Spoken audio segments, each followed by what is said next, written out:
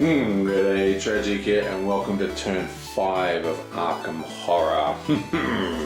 Right, now I feel like I'm not playing this very well. I really haven't advanced the win condition at all, and even now that I really want to focus on that, I'm still stuck on cleanup. Right, so I just had to look something up. It looks like I've been doing another small little error. Basically, when monsters spawn, they do not engage unless specifically instructed on the front. They spawn in a state called ready, which is face up and not engaged with the player.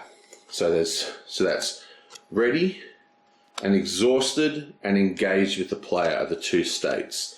Now they almost always, there's no cards that I've found that exhaust them. So exhaust is basically a game state that's not used yet, but this guy has come in, but we're not engaged. That's super important because I was feeling that I was very restricted. Basically, when you're engaged, you can only attack, evade, or skill up, right?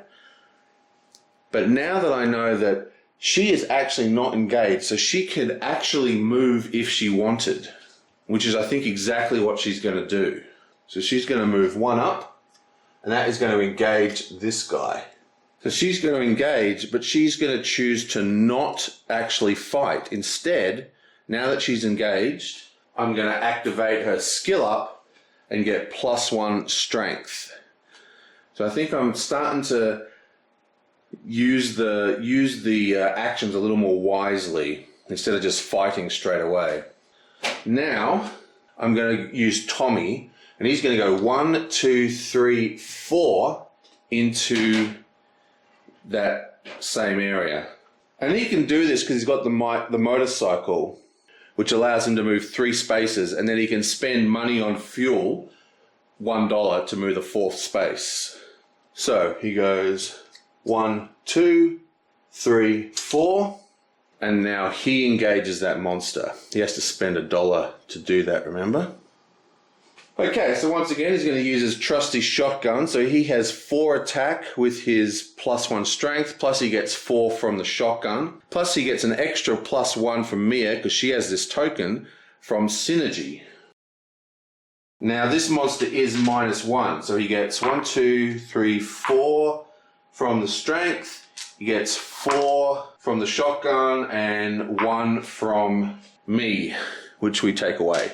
Leaves him with 8. And we need 3 damage, which is actually quite a lot now that I think about it.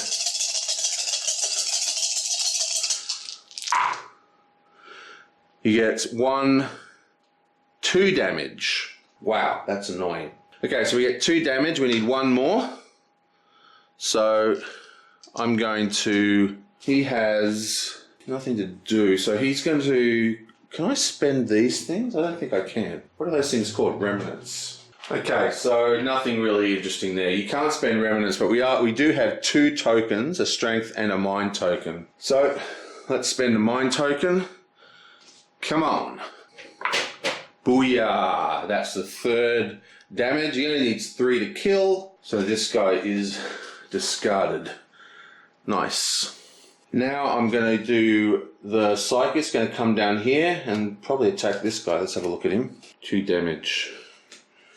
So she's definitely going to move down here and attack. Now her Dark Pact has beefed her up pretty considerably. She's... Oh, wait.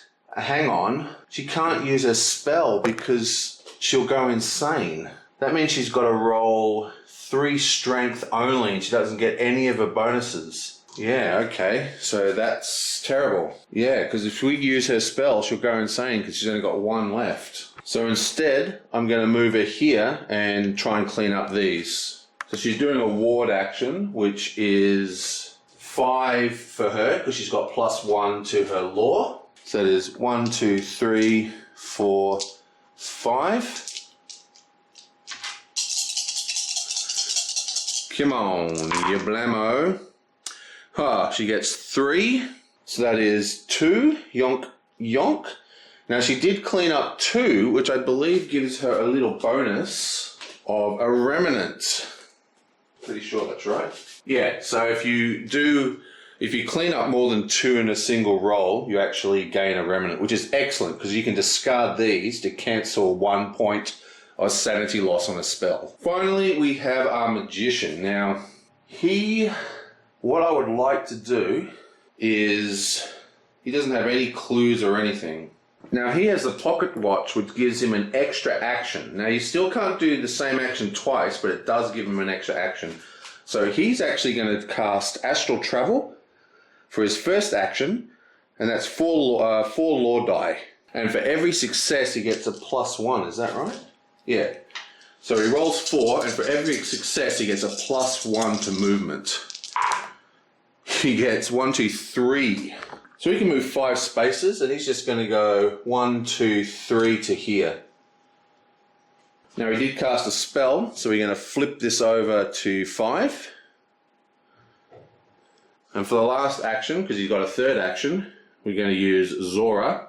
An investigator or ally in your space recovers 1 sanity. So let's just flip this back over to 2. Nice. You know what? I actually forgot to do 3 actions for him. I only moved and healed, so I got 1 more action. So this space, it just says you can sell remnants for stuff. It doesn't say anything about what icons we might need. So I'll just give him a plus lore. Okay, monsters. There's plenty of monsters. We've got a monster here and we've got a monster here. So the Silken moves towards the most doom. And he's got a movement of 2. So he's just going to go 1, 2. And we have this cultist move towards and engage the lowest strength. And he's got a movement of 2. So the closest person in range is actually this chick. And she is also, I think, the lowest strength on the table. Or tied lowest strength. So he engages. And this is our only engaged monster. So he does 1 damage. Bonk. It's a lot easier to control monsters, but they just come out so quick. Right, so that's the end of the monster move completely. So the bottom of the monster phase says each exhausted monster... Yeah, we don't worry about that. Encounter phase. Okay, so it's the encounter phase. We've got 2 people in here. We'll start with Drake, and there are 2 clues up for grabs in the Merchant District. So this is Drake, and this is the Psychic. We're in the river docks. The drunken sailors will trade cargo for anything they can get their hands on. You may spend 1 remnant to gain 1 common item. If you do, they tell you of a strange emerald light and dark figures moving beneath the waves. Gain 1 clue from your neighbourhood. Okay, so we can't do that because we don't have any remnants. So that gets shuffled back in. So better put this one back. That was the other one I drew. So you take the top 2 and shuffle it back in. And hopefully we're not going to draw that again because she doesn't have a remnant either. Yoink. You eavesdrop by a lighted window and hear voices conversing in an unknown tongue. You gain 1 clue from your neighbourhood. Nice. So she automatically gains a clue. Excellent. So I'm not going to spend any more clues on anything. I have to get them onto the table, onto the quest card. When they emerge, you pretend to be looking to get rid of some goods. You may spend 1 remnant if you do, basically blah, blah, blah. We don't have any remnant. Now, as we actually got the clue, this is discarded, and the unvisited isle becomes the unstable location. Same deal up here. We have 2, but there's no clues here. So we're going to go Tommy, and then we're going to go me. Oh, you know what? Now that I'm looking at that, there is a rule, if I remember right. Yeah, here we are. When a space has 3 doom tokens or the neighbourhood has a total of 5 doom tokens. 1, 2, 3, 4, 5. So this is another example of, this is actually also written on this anomaly card in the codex. So we place an anomaly here, and this is kind of like this game's version of a gate opening. She's engaged with a monster, so she does not draw an encounter, but he's not. But there's an anomaly in that place, so he actually draws it from the Anomaly Deck. And this deck is one of 3 decks provided in the base game. And this deck is one of 3 provided in the base game, and depending on what goo you have, you'll have a different anomaly. Right, took me ages to find that rule because I just hate these dual rule books and the way it's all set out. They absolutely piss me off. Okay, so these are kind of like the locations, except they determine the amount of doom in the space you're in. So even though there's 5 doom in the whole area, but we're standing in a 1 to 2 space, so we resolve this encounter. Slimy weeds hang thickly from the hotel windows, glistening with rivulets of dark water. You suffer 2 horror. You collect a sample of the alien plant matter from a stinking pile at the base of the building. You remove 2 doom tokens from your space and gain 1 remnant. Okay, so this is bad. Okay, this is bad. We've only got 1 horror left, but there's actually 2 horror left on here. So this is going to get destroyed. We never even got to use the moon card, but lucky we had it, otherwise he'd be dead. And we get 2 tokens taken off. So the way this works is, while the anomaly's out on the table, every single encounter will be an anomaly card. Now the anomaly will go away once all the doom is removed from the platter. And we just got rid of 2. Okay, well that is the end of the encounter phase. So now it is just the mythos. What you got for us? What you got? Okay, 1, 2. A blank and a monster. Okay, let's see what you got. It's another Ocean Seacon. Spawn at the most doom. Okay, so basically there's 2 doom here, 2 doom here. Both platters have 3 dooms, so they're even as well. So I'm just going to choose. I'm going to place this at Arkham Asylum. Maybe I won't. Yeah, actually, I'm going to place this here at the Unvisited Isle. Okay, the other one was blank. So that was Drake, and now we're doing the Psychic. Got to call that out first. 1, 2. A doom and a monster. So another monster. It is a River Skulk again. Spawn at the nearest leader. So Drake is a leader, so it's spawning here. And now we have a Doom. It's another merchant district. River Docks. Okay.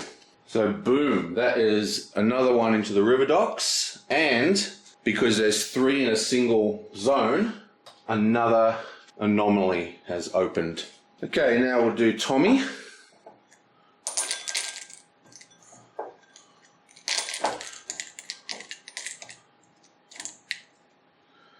A Doom and a Clue. Okay, another Doom. This time it's downtown. It is Arkham Asylum.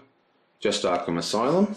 And the Clue is Miss Matonic University. More 4 clues there, God. Now something special is going to happen in Arkham, so I have to do that elsewhere. We'll just mix these ones up. Top 3. Okay, so this location has a Doom token.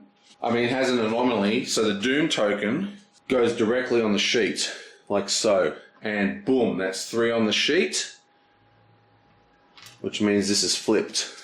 You pause a moment to rest and catch your breath. So much of the city has been lost. Water flows freely through the streets, which appear to be paved with a strange green stone. Having caught a second wind, you are rising to head back out onto the streets when a massive dark shadow glides over you.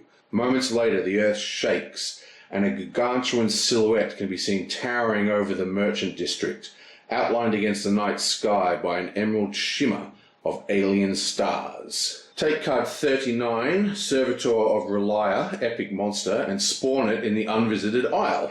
Add card 37 to the Codex and return this card to the archive. So card 39 and card 37. So that's this box. Card 39, 37. Yep, there it is. Bam. Relia Rising. Oh, the city's coming out of the deep. This isn't good. Green lightning electrifies the sky. On the horizon, beyond the buildings of Arkham, you see nothing but open sea.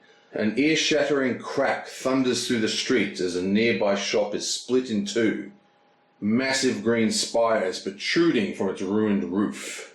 The world around you has become more foreign than familiar, more alien than human, more Relia than Arkham. You wonder, even should you manage to stop this disaster, if things will return to any semblance of normalcy. Is it too late to save the city? When there are 9 or more doom on this scenario, flip this card. Whoa, so the whole of Arkham is being transformed. Relia is like popping up directly in the streets. Not cool, man. And this gigantic monster has spawned. Servant of Relia. Epic monster, it's a star spawn, massive and a lurker. Each investigator suffers 1 horror when it activates. So basically this is just all over the town, I suppose. Okay, so its damage and its horror isn't too bad, just 4 damage, 2 each. But it does have Epic 2, has 2 additional health per investigator, so that is 16 health, and it's -2 to strength. So the servant engages and attacks each investigator in its space. It does not exhaust, and it's got -1 to avoid. So it's not too hard to avoid. Everyone's going to have to quickly sharpen their sharpen their observation. When it attacks, it just does damage 1 horror to everyone.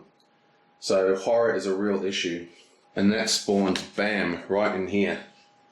Right where we don't want it, because we've got to clear those 3 things. So it's going to sit in the... If we don't clear that, we're just going to keep getting doom added by this anomaly. So, oh, dearie me. Okay, and the last one.